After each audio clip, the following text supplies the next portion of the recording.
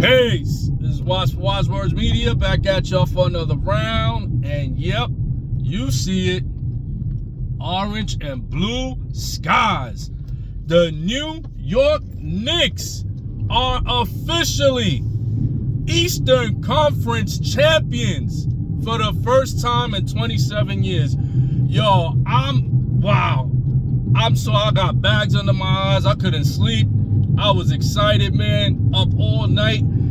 Like, yo, this is a historic run we're witnessing. And the beautiful thing is now, like, this extends the Knicks window with this team. I've been telling y'all all year, it ain't Karl Anthony Towns' fault. This team can do it. This team can do it. We don't need Giannis, man. We don't need Giannis. This team can do it, man. When we play as a team, as a unit, first and foremost, let's give a lot of credit to somebody that old media seems to like not give enough credit to. I don't hear enough. Maybe I'm missing it, but I don't hear on the radio, TV, I don't hear enough praise for Mike Brown. Because Mike Brown, when he was losing in the Atlanta series, everybody was Mike Brown. But when they've been winning, everybody's Jalen Brunson, Karl Anthony Towns. Give Mike Brown his credit. If Mike Brown wasn't coaching game 1 versus Cleveland at the Garden, if this was, as much as I love him, Tom Thibodeau, if this was Tom Thibodeau coaching and we was down 22, we lose that game. For one simple reason, because he was going to keep Josh Hart in there and let Josh Hart try to figure it out and work his way into rhythm. The fact that Mike Brown had enough confidence in his bench to put in Landry Shamet, knowing that he will give them a better chance than Josh Hart, who's having an off night, just that alone right there changed the whole landscape of the NBA Finals. Just that move right there. If Coach Tibbs was coaching game 1, we don't win that game. He had the presence of mind to push Shamet, and Shamet hits 2 of the biggest three-point shots this entire season for the New York Knicks. So you got to give Mike Brown credit. He's been utilizing his bench perfectly.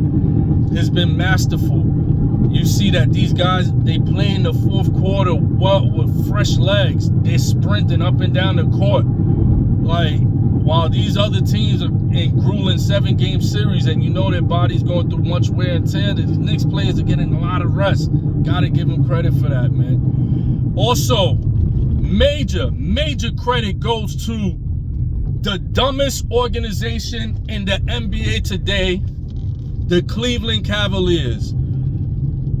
An assist, probably the biggest assist this season, goes to the Cleveland Cavaliers for pressing the panic button. And whatever I've been telling y'all ever since I started my page about 3-4 years ago, the longest standing show in the NBA is the Houdini-Harden series. Every postseason, James Houdini Harden will do his disappearing act. Every single year. It never fails. At some point, whenever a team needs James Harden, he will pull his James Houdini Harden act and disappear in the biggest moments. And I don't know what, yo, peace to James Harden, man. Shout out to J.O. Peace to James Harden, because he continues. I don't know how he continues to gas these executives up, yo. You got teams like the Clippers that witnessed this guy have the Golden State Warriors up against the ropes 3-2 at home. They just needed to win one more game to beat Golden State with Kevin Durant. 3-2 at home. They shoot 1 for 27 from three-pointer. They seem to forget that he did that in Houston. So then, what's the name? Brooklyn is like, nah. Whoa, we could get James Harden, give up whatever. Bring James Harden in. This dude does absolutely nothing in a Brooklyn jersey. I mean, nothing. That whole series against Milwaukee, where was he? Nothing. Then, if that ain't bad enough, it's like, oh, wait, hold on. The Los Angeles Clippers is like, nah, there's something there. I see it. See what? So the Clippers go and pick this guy up, and he's done nothing but lose over there, right? I think they even missed the playoffs over there while he was there. And hold on, Cleveland said, no. I see the big picture. Because y'all got to understand, Cleveland was a real threat this year. People forget, Cleveland was a legitimate threat this year. The Cleveland Cavaliers had the best record in the Eastern Conference. And I believe in that. No, I think OKC had the best record in the entire NBA. But maybe Cleveland at one point eclipsed OKC, or they were tied, or they was. But I say all that to say that in the Eastern Conference, at least, Cleveland was the number one for months. They were holding it down for months, and they were the healthiest team. So they posed the biggest threat. And they were looking like they were going to pose the biggest threat because they were in first place for a while. But then what happened was Detroit started to get its fitting. They started to challenge for that number one spot. But this is the scariest part. This is what really messed them up. When they saw that Boston, without Jason Tatum, was getting busy, they said, oh, we got to do something. We got to do something. Because now we in third place or fourth place, because now the Knicks is moving. But then, you know, third and fourth was juggling between the Knicks and Cleveland. And these dudes went and traded Darius Garland for James Houdini Harden. Have you NBA execs not been watching basketball? He disappears every year in the biggest moment. Last night, no moment bigger for Cleveland. They are down in the series. Win or go, every game's elimination at this point, and he drops 12 points. 12. 0 for 6 from 3. Yo, Cleveland, this is for you. Yo, nah, sir, your word is born, man. Yo, I'm hyped, man. Orange and blue skies, word up. Yo, I'm hyped, man. I got things coming up, man, in preparation for this New York Knicks title run. I've been a New York Knicks fan since 1993. So I've been going through over 30 years of ups and a whole lot of downs. So, you know, I'm gonna do a little, because I know we got a long time to wait for the Knicks. So I'm gonna do a seven-day series. Seven stories just to keep that Knicks buzzing in the atmosphere. You know what I'm saying? I'm gonna do 7 days of Knicks stories. Some good, some bad.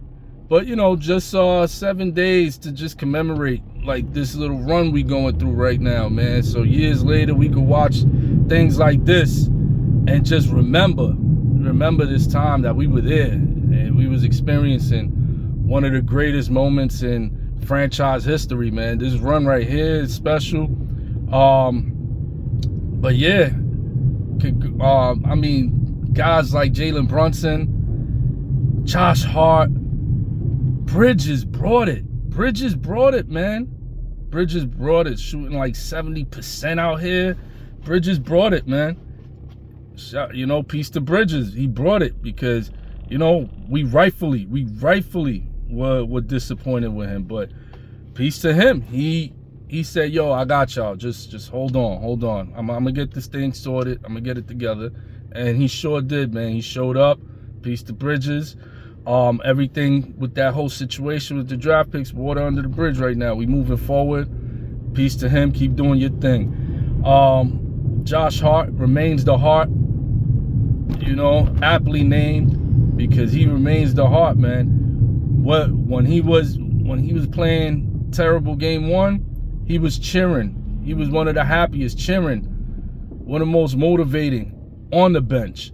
So Gotta give him his credit. Karl Anthony Towns, man, how many times have I told y'all on this page? Karl Anthony Towns needs to remain a Knick. He will be, Giannis is not the answer. Karl Anthony Towns is a better fit than Giannis Antetokounmpo. I don't want to hear Giannis's name if the Knicks lose. I don't want to hear nothing. Keep this team, right here, this team. I don't want to hear nothing. Giannis is going to make Jalen Brunson's life worse. I'm telling you, hearing it here.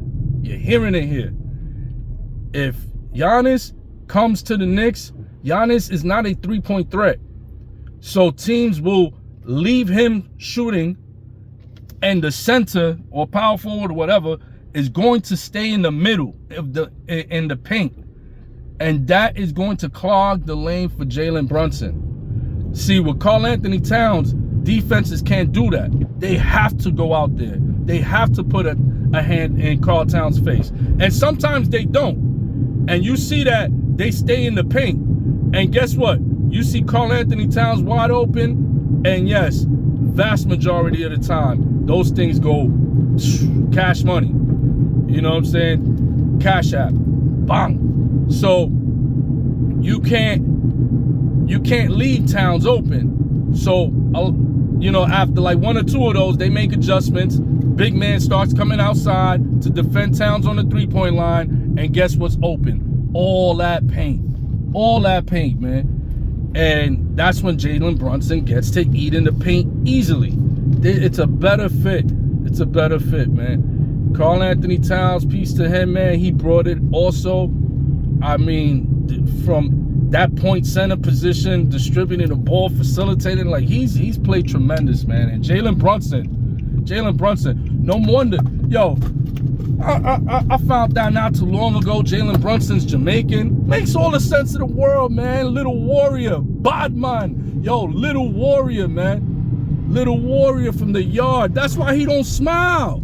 That's why he don't smile. Yard man. Yo, he don't smile. That dude is all business.